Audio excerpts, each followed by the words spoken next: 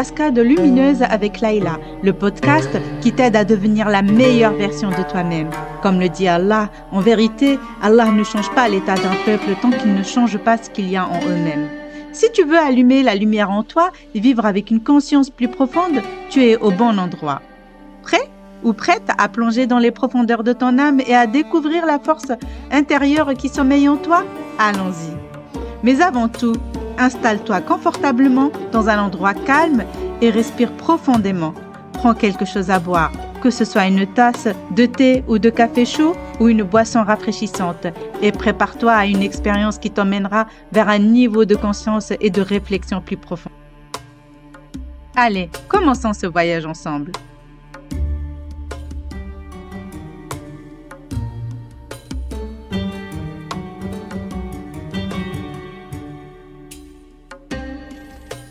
Imaginez avec moi un jeune homme très aimé de son père qui subit la plus cruelle des trahisons de la part de ses frères.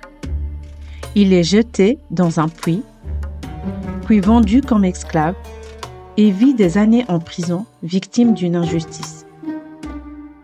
Malgré tous ces défis, le prophète Youssef alayhi salam, que la paix soit sur lui, n'a jamais perdu l'espoir et n'a pas sombré dans le désespoir. Au contraire, il a gardé une attitude positive et sa foi en Allah. Il a finalement libéré de la prison et l'a élevé au rang de l'un des plus grands dirigeants. La question qui se pose ici est: comment pouvons-nous, nous aussi, maintenir une attitude positive face aux défis que nous rencontrons dans notre vie quotidienne? Y a-t-il des méthodes spécifiques que nous pouvons suivre? Et quelles leçons pouvons-nous tirer des récits coraniques, comme l'histoire de Youssef, alayhi salatu wassalam, pour nous aider à surmonter les difficultés? Assalamu alaykum wa rahmatullahi wa barakatuhu. Que la paix, la miséricorde et les bénédictions d'Allah soient sur vous et avec vous. Bienvenue dans le 3e épisode du Miroir intérieur. Votre rendez-vous avec la réflexion intérieure et le développement personnel. Aujourd'hui, nous plongeons dans un sujet essentiel. Comment maintenir une attitude positive face aux défis de la vie. Inspirés des récits du Coran et des enseignements des prophètes, nous découvrons ensemble comment faire face aux difficultés avec résilience et foi. Tout d'abord, il faut comprendre que maintenir une attitude positive ne signifie pas nier l'existence des problèmes ou les ignorer. Il s'agit juste d'affronter les difficultés avec un état d'esprit constructif et une pensée orientée vers les solutions. En effet, ce sur quoi nous concentrons notre attention tend à croître et à s'amplifier. Ce sur quoi nous concentrons notre attention tend à croître et à s'amplifier. Il est donc préférable de se concentrer sur la recherche d'une solution plutôt que de se lamenter sur ce qui nous est arrivé. Dans le Coran, Allah a dit Bismillah ar-Rahman ar-Rahim, Allah n'impose à aucune âme une charge supérieure à sa capacité. Surah, le verset 286. Et ce verset nous rappelle qu'Allah ne nous met pas dans des situations au-delà de nos forces. Et chaque défi que nous rencontrons, nous avons en nous la capacité de le surmonter.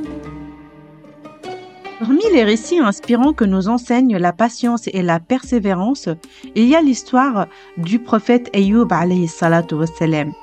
Ayyub a perdu sa richesse, ses enfants et sa santé. Mais il n'a jamais perdu sa confiance en Allah ni sa patience. Et malgré l'ampleur des épreuves, il est resté attaché à l'espoir et à l'acceptation du destin divin. Son histoire nous apprend que la patience et l'acceptation du destin sont les clés pour surmonter les défis.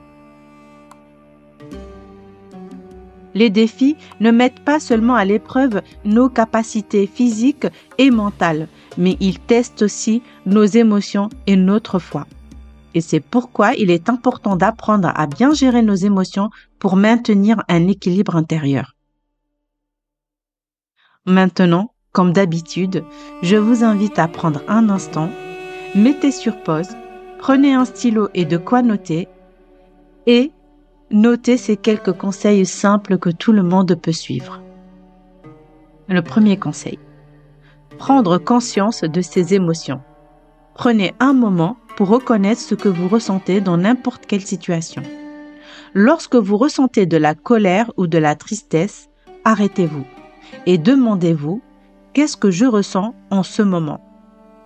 La prise de conscience des émotions est la première étape pour les gérer correctement.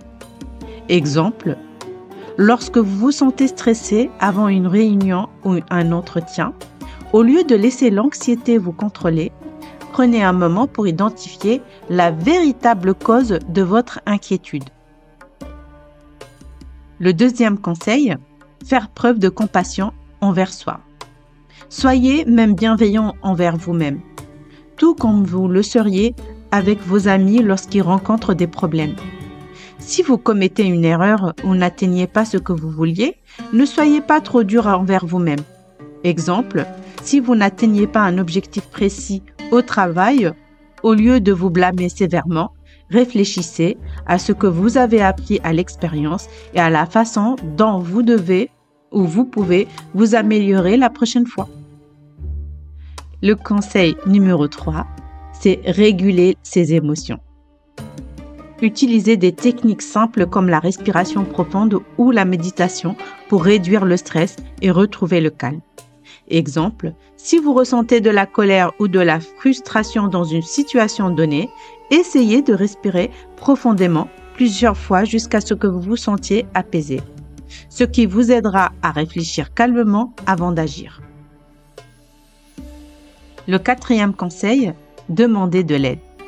N'hésitez pas à demander de l'aide lorsque vous en avez besoin. Partager vos émotions avec quelqu'un en qui vous avez confiance peut vous soulager. Exemple, si vous traversez une période difficile dans votre vie, parlez à un ami proche ou à un membre de la famille pour obtenir des conseils ou du soutien. Le cinquième conseil, voir les opportunités dans les défis. Chaque défi que nous rencontrons peut être une opportunité de croissance et d'apprentissage. Exemple, si vous faites face à un problème au travail ou dans vos études, essayez de voir comment cette expérience peut vous aider à améliorer vos compétences ou à apprendre quelque chose de nouveau, au lieu de vous concentrer sur les aspects négatifs. En suivant ces étapes simples, vous pouvez mieux gérer vos émotions et transformer les défis en opportunités de développement personnel. L'histoire de Youssef alayhi salam en est un excellent exemple. Malgré toutes les injustices et les épreuves qu'il a subies, il est resté attaché à une attitude positive, ce qui l'a finalement conduit au succès et à l'accomplissement. Alors, comment appliquer ces concepts concrètement dans notre vie ? Voici quelques stratégies pratiques pour maintenir une attitude positive face aux défis. Premièrement, accepter les émotions. Il est tout à fait naturel de se sentir parfois frustré, mais il est important de passer ensuite à la recherche de solutions. Deuxièmement, pratiquer la gratitude. Prenez le temps chaque jour de vous rappeler des grandes et petites bénédictions dans votre vie. Le prophète, sallallahu alayhi wa sallam, a dit « Celui qui ne remercie pas les gens ne remercie pas Allah ». Et la gratitude renforce l'énergie positive.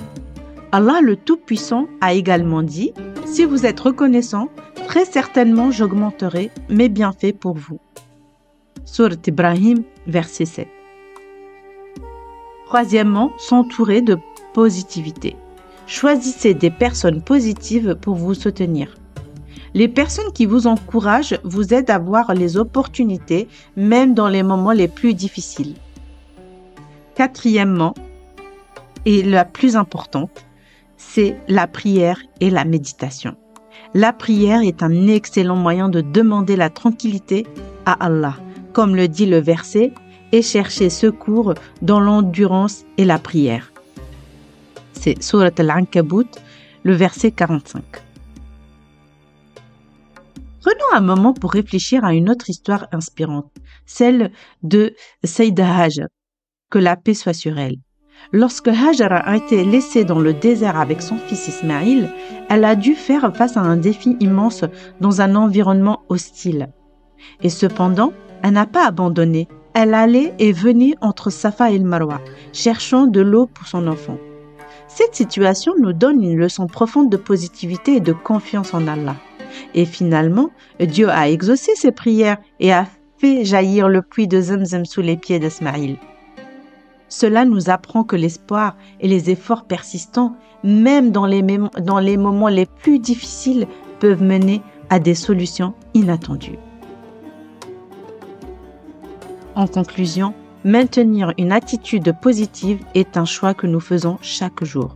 En suivant les enseignements du Coran et les histoires des prophètes, nous pouvons renforcer notre résilience et notre capacité à surmonter les défis. Le changement commence de l'intérieur et l'attitude positive est l'un des outils les plus importants pour nous aider à traverser les situations les plus difficiles.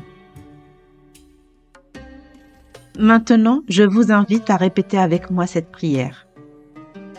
Ô Allah, toi le bienveillant, le puissant, le sage, accorde-nous la sérénité dans nos cœurs et la patience face aux défis. Ô Allah, fais-nous voir le bien dans tout ce qui nous arrive et donne-nous la confiance en ta sagesse et à ta miséricorde. Ô Allah, toi qui es capable de tout, enveloppe-nous de ta douceur et de ta générosité. Amin. Je vous propose de lire la sourate Yusuf, car elle est pleine de leçons sur la patience, l'optimisme et la confiance en Allah. Essayez d'être une source de positivité pour ceux qui vous entourent. Je vous remercie d'avoir écouté l'épisode d'aujourd'hui du Miroir intérieur. N'hésitez pas à partager cet épisode avec vos proches. Et dans le prochain épisode, nous discuterons de l'importance de la compassion envers soi-même. D'ici là, portez-vous bien. C'était Laïla. Je suis ici pour vous rappeler que le changement commence de l'intérieur et que le bonheur est un choix. Que la paix et la bénédiction d'Allah vous accompagnent dans votre cheminement. Puisse-t-il vous guider et vous accorder la force et la sagesse nécessaires pour évoluer vers la meilleure version de vous-même. À très bientôt et prenez soin de vous.